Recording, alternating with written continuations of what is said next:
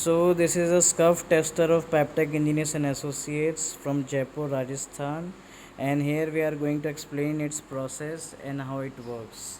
So these are the two weights that we will use and we will put on the head of this rod, and we'll get the readings accordingly.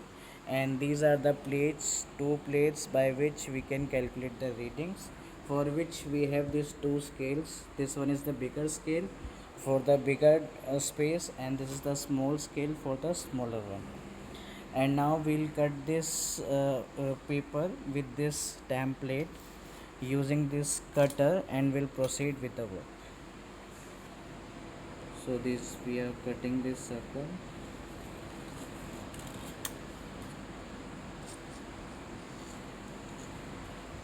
Now we are cutting the smaller one, as both the samples needed to be cut for checking the scuff tester.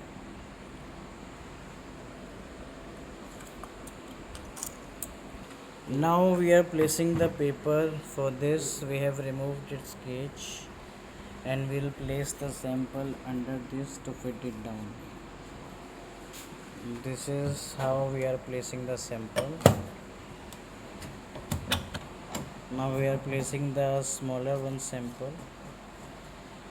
This is how we are placing it.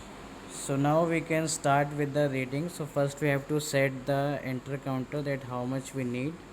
So with this set enter button we can go another enter button, so it can calculate up to almost 10 lakh minus 1, that is 9,99,999 revolutions. So we are just going to set it.